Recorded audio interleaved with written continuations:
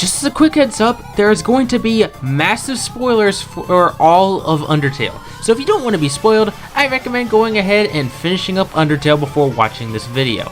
And for those of you who don't care, on with the video. The two skeleton brothers who come from the not so tiny town of Snowdin, Sans and Papyrus from Undertale. Now for those of you who may have never heard of Undertale, Undertale is a game created by indie game developer Toby Fox. In this game you play as a young child known as Frisk, who encounters a hole in the ground and discovers a huge world surrounded by nothing but monsters. Now despite that, not all the monsters here are terrifying and evil. Some of them are actually really friendly and good. However, it's up to you to ultimately be friends with them all or kill every single monster. And now you can see why the game is really unique. And it's not just because of that, the humor, the gameplay itself, and the overall story is really interesting for an indie game.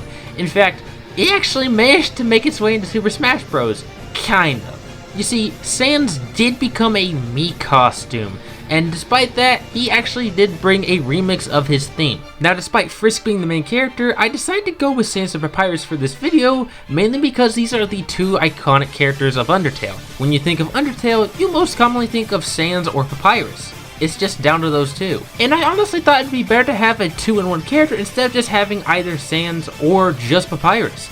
Because honestly, they both have their flaws, and I think it'd be better to even them out as a 2-in-1 character. But with that out of the way, let's go ahead and dive into what their alternate costumes could be like.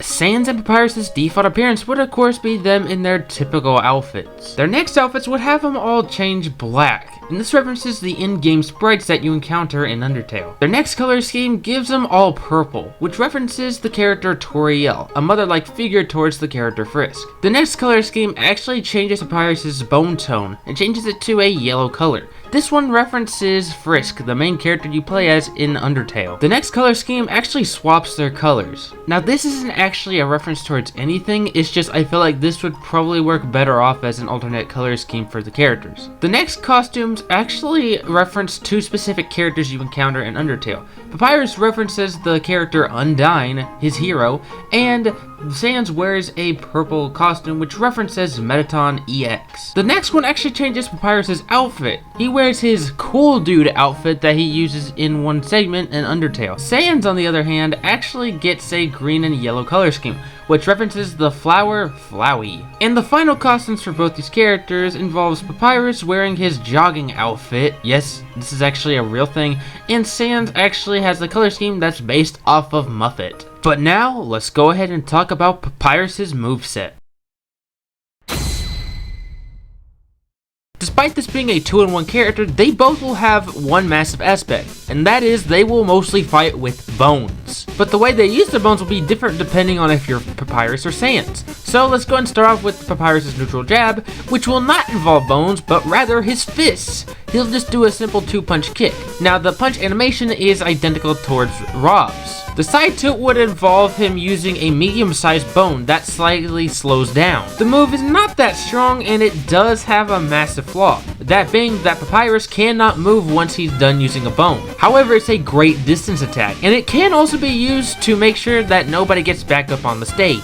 The down tilt will involve him using tiny bones that actually go really fast. He can use up to 6 bones at a time. The up tilt would involve a large bone being spread out from the ground. Unlike the other attacks, this one does actually not go straight upwards. It just stays right behind Papyrus the entire time. Now moving on to his aerial attacks. All of his aerial attacks would involve one particular item that he is known to make: Spaghetti! His neutral air would involve him simply holding onto a spaghetti noodle and quickly just surround himself with it. And for the rest of the aerials, they will all just simply be whip-based moves. Now for the smash attacks, the forward smash would involve Papyrus using 3 bones in a hill-based pattern. Now these will not work like the down and side tilt. These attacks will actually just involve the bones simply popping up and instead not actually go anywhere. The down smash will have Papyrus use 2 small bones that will quickly go downwards. And the up smash will have Papyrus bring out 5 total bones that go straightly above him. But now let's see what this fearsome skeleton can do with his special attacks.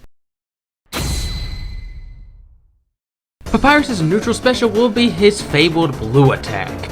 Now just to be clear, this is not your typical bone. You see, this move actually has a unique ability. You can only take damage if you're moving. Basically, just imagine this is a red stop sign. What do you do when you see a red stop sign? You stop. Well, imagine if it was blue instead.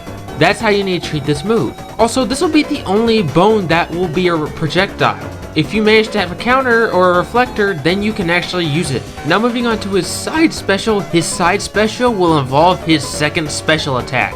But he'll have to get it back from the annoying dog. For this move, Papyrus will throw a bone. However, it will then be immediately caught by the annoying dog. The dog will then immediately run straight forward. And this is a crazy attack because this is one of Papyrus's most strongest specials. However, the move will not always be how you plan, because sometimes the dog will be seen sleeping, which is basically its way of saying that it's too tired. And when that happens, you better hope that you can get out of the way, because as soon as the dog is seen sleeping, your players will get the upper hand. And now for his up special, it's going to be a smash version move that once again involves spaghetti.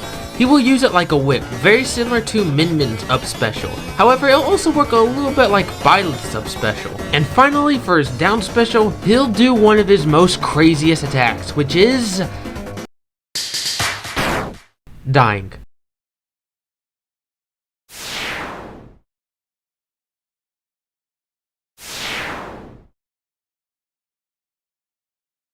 But then, from the shadows, an unexpected character shows up.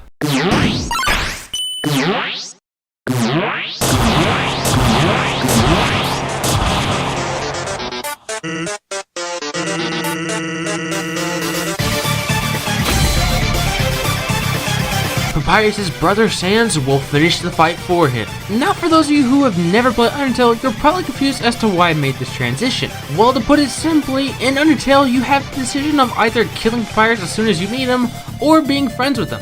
If you manage to kill Papyrus and just Papyrus alone, Sans will immediately snap. Now the difference between Sans and Papyrus is their power. You see, Papyrus is about as strong as Mario. Not extremely strong, but definitely not weak. Sans, on the other hand, is completely different.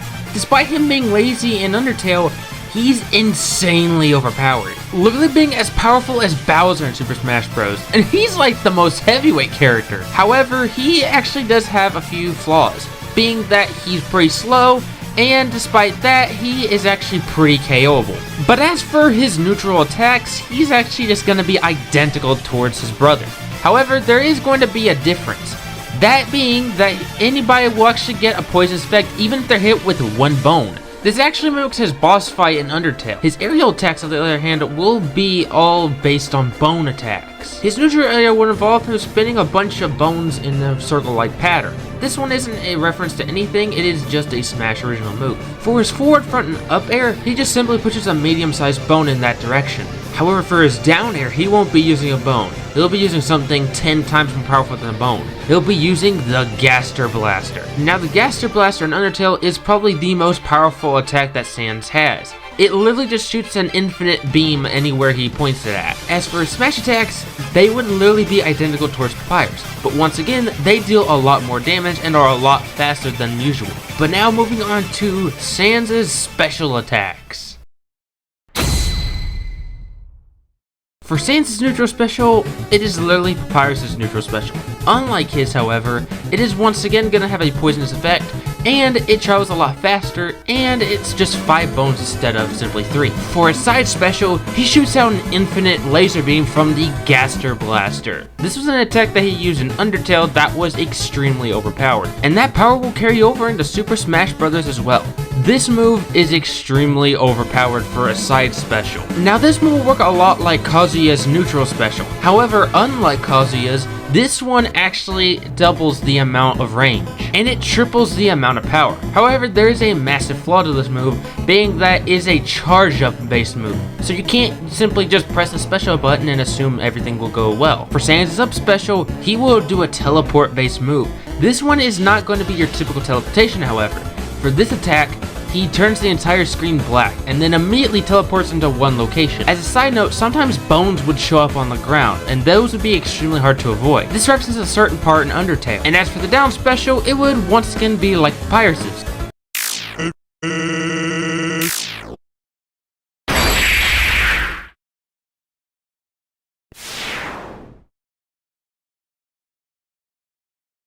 But for the final smashes, the final smash for Papyrus will be Bone Forest. For this final smash, Papyrus will immediately jump into the air and immediately start bringing out a bunch of bones that form a forest.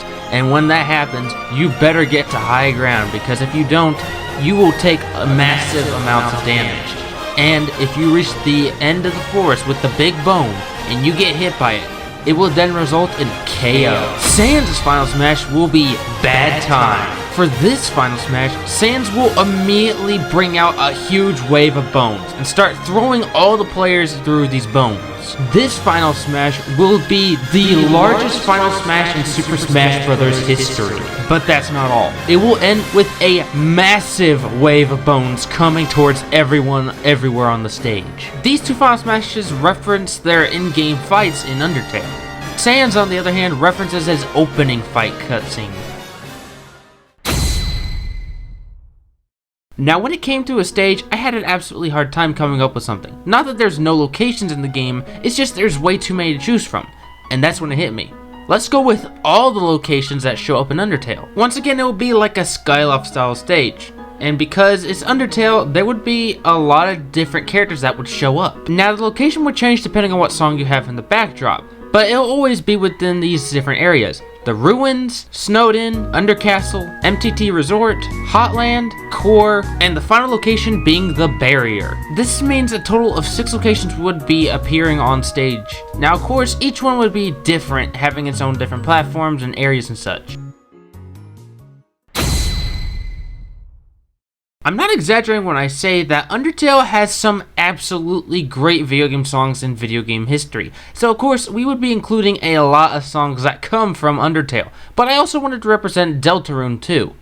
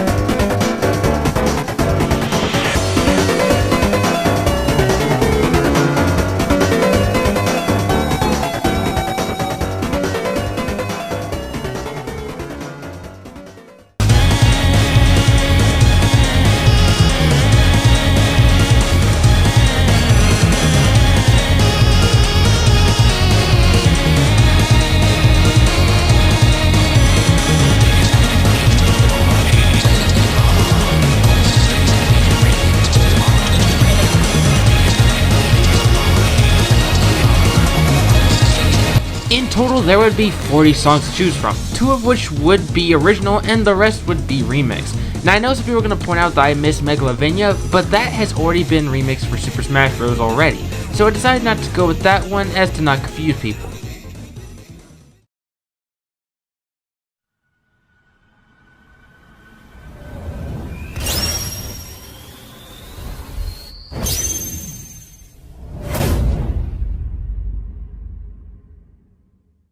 And that would be if Sans and Papyrus joined Super Smash Bros. Realistically, I don't know if they would actually make it to Super Smash Bros. I like their game and all, but I really don't know if Nintendo would actually want to include them because they're an indie character. But honestly, I wouldn't be surprised if they decide to add them, but at the same time, I wouldn't be surprised if they decided not to add them. But is there a character that you absolutely would like to see in Super Smash Bros? If so, let me know down in the comments below to see what character you would like next. Also, don't forget to subscribe to stay up to date with all my videos. Thank you guys so much for watching, and I'll see you all in the next one.